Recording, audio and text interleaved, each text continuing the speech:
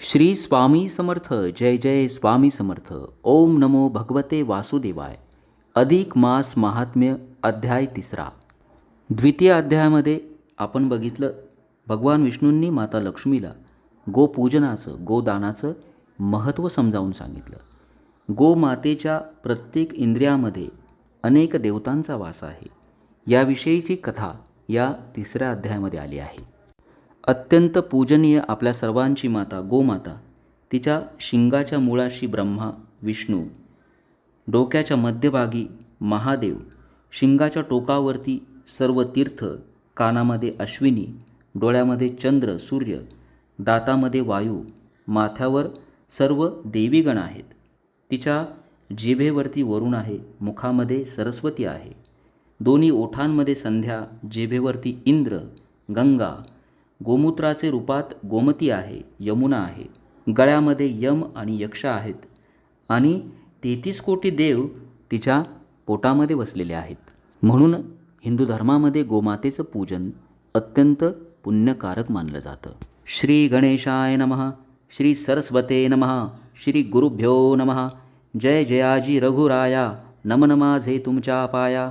करुणा करावी सखया, करा छाया कृपेची. तुमचे कटाक्षे करुण, निरसो माझे भव अज्ञान. स्वरूपी लागो अनुसंधान, हेची कृपादान मज द्यावे. मी बुडतो या भवसागरी, येथून माते काढी सत्वरी. पुढे जे होणे असेल परी, ते सुखे श्रीहरी होऊ का. भगवान विष्णू माता लक्ष्मीला गोपूजनाचं गोदानाचं महत्त्व सांगत होते. पुढे ते माता लक्ष्मीला म्हणाले, नारायण उवाच.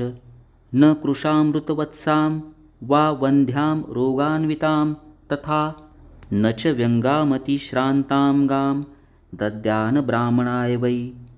ऐक लक्ष्मी सावधान, मागे निरोपिले गोदान. परी ते पाहिजे सुलक्षण, अलक्षण नसावे. असावी सुंदर पौष्टिक आणि वरी संवत्सक. दुग्धी जेवी बलाहक, वर्षे तोय अपार.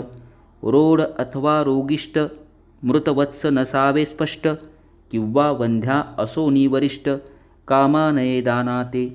अथवा रोगी व्याप्त शरीरी, दुग्धन देती तिळभरी. ऐसी धेनू दानाते निर्धारी, योग्य सुंदरी नसे पै.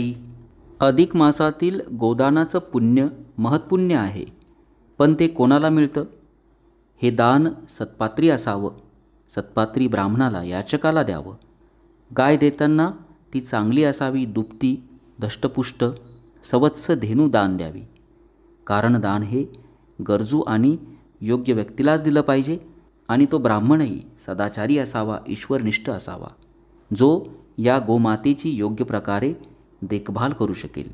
जी गाय आपण दान करणार असाल ती निरोगी असावी, दुभती असावी, वांज, रोगिष्ट, दूध न देणारी, मारकुटी अशी गाय मुळीच दान देऊ नका. कारण दान ही एक प्रकारची पेरणी आहे. धान्य जसं आपण पेराल तसंच ते उगवतं. या न्यायानं आपण जसं दान करू तसंच आपल्याला पुण्यफळ देखील मिळेल. अपात्री केली या दान, तरी ते नरकासी कारण. म्हणून सत्पात्री ब्राह्मण, पाहुनी दान पै द्यावे. दान आपण जरी करत असाल, ते दान सत्पात्री असेल तरच त्याचं पुण्यफळ मिळेल. गोमातेचं दान करताना किंवा कुठलंही दान करताना जो याचक आहे तो सत्पात्रीच असला पाहिजे. तो दुराचारी नको, तो सदाचारी असावा. गोमातेच्या पोटामध्ये आपण लहानपणापासून ऐकतो की 33 कोटी देव आहे. गायीच्या प्रत्येक इंद्रियामध्ये देवाचा वास असतो. तर हे कसं, याविषयीची एक कथा या अध्यायात आली आहे. शृंगमुले गवां नित्यं, ब्रह्मा विष्णू समाश्रितो. शृंगाग्रे सर्व तीर्थानी, स्थावराणी चराणी च. पौलव्य नावाचा एक महातपस्वी ऋषी होता, ज्यांनी तपानी सर्व सिद्धी प्राप्त केल्या. तपसामर्थ्यामुळं इंद्राला भीती वाटली, आपलं इंद्रपद जातं का काय. मग पौलव्य ऋषींची तपश्चर्या भंग करण्यासाठी इंद्रानं अमरेशा नावाच्या अप्सरेला बोलवलं. ऋषीची तपश्चर्या भंग करण्यासाठी ती अनेक अप्सरांना घेऊन गेली आणि त्यांच्या हसण्या खिदळण्याच्या आवाजानं पौलव्य ऋषींची तपश्चर्या भंग पावली. तेव्हा त्यांनी त्या अप्सरांना याचं कारण विचारलं. त्यांनी काही कारण सांगितलं नाही. मग ऋषींनी आपल्या सामर्थ्यानं जाणलं की हे इंद्राचं काम आहे. त्यांना राग आला. त्यांनी इंद्राला उपस्थित होण्यासाठी आव्हान दिलं. इंद्रदेवांना आपली चूक कळाली. ते घाबरले. ब्रह्मदेवाकडे गेले. आपली सर्व हकीकत त्यांना सांगितली आणि विनंती केली की या संकटापासून आमचं रक्षण करा. इकडे पौलव्य ऋषींनी तपसामर्थ्यानं जाणलं की इंद्रदेव कुठे आहे. त्यांनी त्यांना आपल्या आसनावर बसवलं. आपल्या हातामध्ये उदक म्हणजेच पाणी घेतलं. ब्रह्मदेवाला हजर होण्याचं आव्हान केलं. त्यानंतर भगवान विष्णूंना देखील त्यांनी याच प्रकारे त्या ठिकाणी आव्हान केलं. वैकुंठीचा देव भगवान विष्णू देखील पौलव्य ऋषींना घाबरला. त्यांनी भगवान शंकराकडे धाव घेतली. शंकर म्हणाले, तुम्ही सर्वजण इथं कसे आलेत? त्यांची भयभीत वाणी ऐकून भगवान शंकराला देखील आश्चर्य वाटलं आणि त्याहून मोठं म्हणजे भगवान शंकर देखील आपलं भस्म शोधू लागले, जे बघून भगवान विष्णूंना हसू आले. आणि मग ते म्हणाले, आपल्या सर्वांना आता एकच पर्याय आहे. ब्राह्मण गोमातेला काहीच इजा करू शकत नाही, म्हणून आपण सर्वजण गोमातेच्या शरीरामध्ये प्रवेश करूया. सर्व देवांनी गोमातेला पाचारण केलं आणि तिला विनंती केली, माते आमचं रक्षण करावं. गोमातेनं तथास्तु म्हणून आशीर्वाद दिला. तेव्हा सर्व देवांनी गोमातेच्या शरीरामध्ये प्रवेश केला. शिंगाच्या मुळाशी ब्रह्मा विष्णू बसले. डोक्याच्या मध्यभागी भगवान शंकर बसले. माथ्यावरती सर्व देवीगण. डोळ्यामध्ये चंद्र सूर्य, दातामध्ये वायू, कानात अश्विनी, जिभेवर वरुण, मुखात माता सरस्वती, गळ्यामध्ये यम व यक्ष, जिभेवरती इंद्र, गंगा, गोमूत्राचे रूपात गोमती, यमुना आणि दोन्ही ओठांमध्ये संध्या. 33 कोटी देव मातेच्या पोटामध्ये गेले. आता पौलव्य ऋषींनी ज्या वेळेला गोमातेला पाहिलं, त्यांनी हातामध्ये उदक घेऊन सर्व देवतांना समोर येण्याचं आवाहन केलं. त्यावेळेला त्यांना आपल्या शक्तीनं कळालं की गोमातेनं या सर्वांना आपल्या शरीरामध्ये वास दिला आहे. त्यांचा क्रोध शांत झाला आणि विवेक जागा झाला. अवघे निरखून धेनू ते, तव धेनू अंगी सर्व दैवते, अवलोकिता पावला विस्मयाते, म्हणे आता कौते करावे. मग विवेक आठवून अंतरी, तया धेनू ते नमस्कारी, विवेका ऐसा साहाकारी, आणिक नसते क्रोधाते. ज्या ठिकाणी विवेक जागा होतो त्या ठिकाणी क्रोध थांबू शकत नाही.